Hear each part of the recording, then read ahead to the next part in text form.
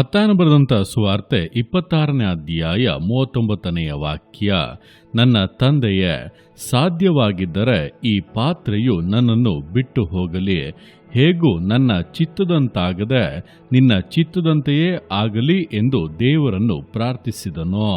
ಈ ವಾಕ್ಯದಲ್ಲಿ ಯೇಸು ಕ್ರಿಸ್ತನು ಗೆತ್ಸಮನೆ ತೋಟದಲ್ಲಿ ಪ್ರಾರ್ಥನೆ ಮಾಡುತ್ತಿರುವಂಥ ಸಮಯದಲ್ಲಿ ನಡೆದಂಥ ಘಟನೆಗಳನ್ನು ವಿವರಿಸಲಾಗಿದೆ.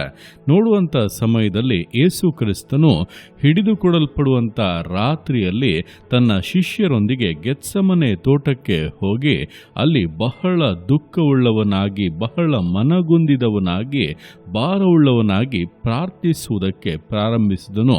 ಆತನು ಪ್ರಾರ್ಥಿಸಿದಂಥ ರೀತಿಯನ್ನು ನೋಡುವಾಗ, ನನ್ನ ತಂದೆಯೇ, ಸಾಧ್ಯವಾಗಿದ್ದರೆ ಈ ಪಾತ್ರೆಯು ನನ್ನನ್ನು ಬಿಟ್ಟು ಹೋಗಲಿ, ಹೇಗೂ ನನ್ನ ಚಿತ್ತದಂತಾಗದೆ ನಿನ್ನ ಚಿತ್ತದಂತೆಯೇ ಆಗಲಿ ಎಂಬುದಾಗಿ, ಅಂದರೆ ನೋಡುವಾಗ ದೇವರ ರೌದ್ರವೆಂಬಂಥ ಬಟ್ಟಲಿನಲ್ಲಿ ಆತನು ಪಾನ ಮಾಡಬೇಕಾಗಿ ಬಂದಾಗ, ಇಡೀ ಮನುಷ್ಯ ಕುಲದ ಪಾಪವೆಲ್ಲ ಆತನ ಮೇಲೆ ಹೊರಿಸಲ್ಪಡುವಾಗ ಅದು ಬಹಳ ಭಾರವಾಗಿ ಆತನನ್ನು ಕಾಡುವುದಕ್ಕೂ ಪೀಡಿಸುವುದಕ್ಕೂ ಪ್ರಾರಂಭಿಸಿತು. ಅದರ ದುಃಖವನ್ನು, ಅದರ ಹೊರೆಯನ್ನು ಆತನಿಂದ ಸಹಿಸಿಕೊಳ್ಳಲಾಗದಷ್ಟು ಅದು ವೇದನೆಯನ್ನು ಉಂಟು ಮಾಡಿದ್ದರಿಂದಲೇ ಆತನು ತಂದೆಯ ಬಳಿಯಲ್ಲಿ ಈ ರೀತಿಯಾಗಿ ಪ್ರಾರ್ಥಿಸುತ್ತಾ ಇದ್ದಾನೆ.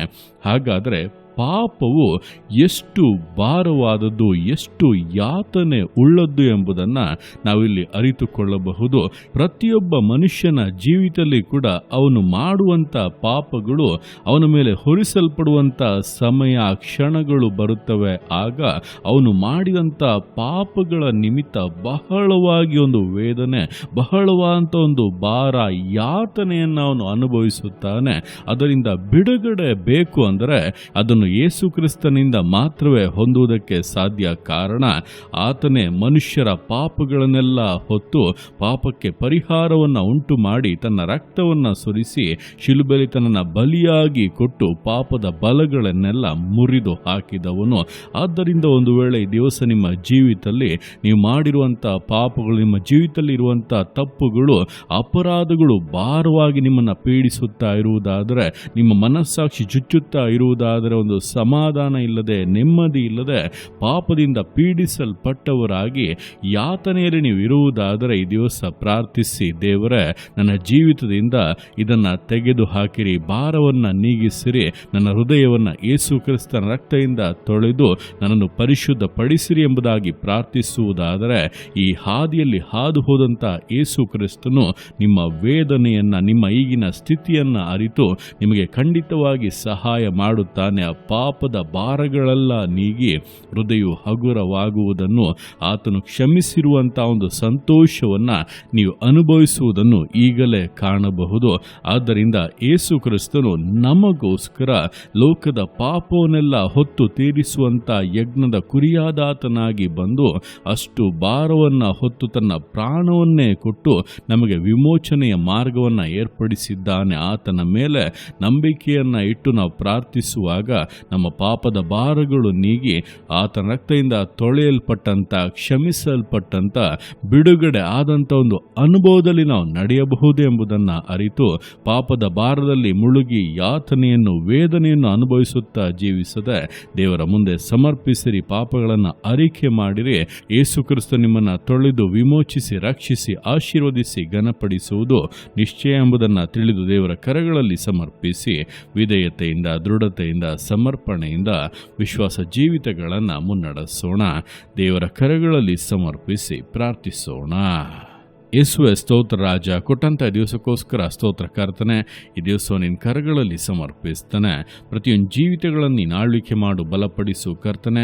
ಹೌದಪ್ಪ, ಲೋಕದ ಪಾಪಗಳು ನಿನ್ನ ಮೇಲೆ ಹೊರಿಸಲ್ಪಟ್ಟಾಗ ಅದು ಬಹಳ ಯಾತನೆಯನ್ನು, ಭಾರವನ್ನು, ವೇದನೆಯನ್ನು ಉಂಟು ಮಾಡಿತು. ಅಪ್ಪ ಸ್ತೋತ್ರ ರಾಜ, ನಮ್ಮ ಜೀವಿತಗಳಲ್ಲಿ ಕೂಡ ನಮ್ಮ ಪಾಪಗಳು, ನಮ್ಮ ಅಪರಾಧಗಳು, ನಾವು ಮಾಡಿರುವಂಥ ಅಪ್ಪ ಎಲ್ಲ ತಪ್ಪುಗಳು ಹೃದಯವನ್ನು ಪೀಡಿಸುವಂಥದ್ದಾಗಿ ನಮ್ಮ ಮೇಲೆ ಭಾರವಾಗಿ ಅಪ್ಪ ಇದೆ ಎಂಬುದನ್ನು ಎಂಬುದನ್ನು ಅರಿತಿದ್ದೇವೆ. ಅದರಿಂದ ಬಿಡುಗಡೆ ಬೇಕು. ಇದನ್ನೆಲ್ಲ ಹೊತ್ತು ತೀರಿಸಿರುವಂಥ, ನಮಗಾಗಿ ಶಿಲುಬೆಯಲ್ಲಿ ರಕ್ತ ಸುರಿಸಿ ಪ್ರಾಣವನ್ನೇ ಕೊಟ್ಟು 3ನೇ ದಿವಸದಲ್ಲಿ ಮರಣವನ್ನು ಜಯಿಸಿ ಜೀವದಿಂದ ಎದ್ದಿರುವಂಥ ಯೇಸು ಕ್ರಿಸ್ತನ ನಾಮದಲ್ಲಿ ಈಗ ಅಪ್ಪ ಪ್ರಾರ್ಥಿಸ್ತಾದುವೆ. ನನ್ನನ್ನು ಕೇಳ್ತಾ ಇರುವಂಥ ಪ್ರತಿಯೊಬ್ಬೊಬ್ಬರ ಜೀವಿತಗಳಲ್ಲಿ ಹೃದಯದಲ್ಲಿರುವಂಥ ಭಾರವನ್ನು, ಪಾಪದ ನಿಮಿತ್ತ ಉಂಟಾದಂಥ ವೇದನೆಗಳನ್ನು, ಯಾತನೆಗಳನ್ನು, ಶಾಪಗಳನ್ನು, ಎಲ್ಲಪ್ಪ ಬಾಧೆಗಳನ್ನು ನೀಗಿಸಬೇಕೆಂದು ಪ್ರಾರ್ಥಿಸ್ತಾದನೆ. ಯೇಸು ಕ್ರಿಸ್ತನ ರಕ್ತವು ಪ್ರೋಕ್ಷಿಸಲ್ಪಡಲಿ. ಈಗಲೇ ಅಪ್ಪ ನಿನ್ನ ರಕ್ತದಿಂದ ತೊಳೆದು ಶುದ್ಧೀಕರಿಸು. ಹೃದಯದಲ್ಲಿ ಅಪ್ಪ ನೀನು ಆಳ್ವಿಕೆ ಮಾಡು ಕರ್ತ. ನಿನ್ನ ಪರಿಶುದ್ಧತೆಯನ್ನು ಅನುಗ್ರಹಿಸು ಅಪ್ಪ. ನಿನ್ನ ಮಕ್ಕಳನ್ನು ಪಾಪಗಳಿಂದ ರಕ್ಷಿಸಿ ಕಾಯುವಂಥ ದೇವರು ನೀನಾಗಿದ್ದೀಯಾ. ಹಿಂದೆ ಬಿಡುಗಡೆಯನ್ನು ಅನುಗ್ರಹಿಸಿ ಇನ್ನು ಮುಂದೆ ಆ ಪಾಪದ ವ್ಯಾಮೋಹಗಳು, ಅದರ ಆಸೆಗಳೇ ಬರದಂತೆ, ಅದನ್ನು ಕಂಡರೆ ಅಸಹ್ಯ ಉಂಟಾಗುವಂಥ ಪರಿಪೂರ್ಣವಾದಂಥ ಒಂದು ಬಿಡುಗಡೆಯನ್ನು ಅನುಗ್ರಹಿಸಬೇಕೆಂದು ಪ್ರಾರ್ಥಿಸ್ತಾದನೆ. ಕೊನೆಯವರೆಗೂ ಕಾದುಕೋ ರಾಜ. ಪರಿಶುದ್ಧರಾಗಿ ಜೀವಿಸಿ ಪರಲೋಕ ರಾಜ್ಯವನ್ನು ಪ್ರವೇಶಿಸುವಂತೆ ನಿನ್ನ ಮಕ್ಕಳನ್ನು ಬಲಪಡಿಸು, ಆಶೀರ್ವದಿಸು. ನಿನ್ನ ಅರ್ಥಗೆ ಮಾಡುವಂಥ ನಿನ್ನ ಪ್ರೀತಿಗೋಸ್ಕರ, ಕೃಪೆಗೋಸ್ಕರ ಅಪ್ಪ ನಿಮಗೆ ಸ್ತೋತ್ರಗಳು. ಪ್ರತಿಯೊಂದು ಜೀವಿತಗಳನ್ನು ಅಪ್ಪ ನಿಮ್ಮ ಕರಗಳಲ್ಲಿ ಸಮರ್ಪಿಸ್ತಾದನೆ. ಆಶೀರ್ವದಿಸು, ಮಾನಿಸು, ಘನಪಡಿಸು. ಎಲ್ಲ ನಿಮ್ಮ ಕರಗಳಲ್ಲಿ ಸಮರ್ಪಿಸಿ ಎಲ್ಲ ಸ್ತುತಿಯನ್ನು ಮಾನ್ಮನಿನ ಬನಿಗೆ ಸಲ್ಲಿಸಿ ಯೇಸುವಿನ ನಾಮದಲ್ಲಿ ಬೇಡ್ತೇನೆ ನಮ್ಮ ತಂದೆಯೇ. ಆಮೇನ್, ಆಮೇನ್.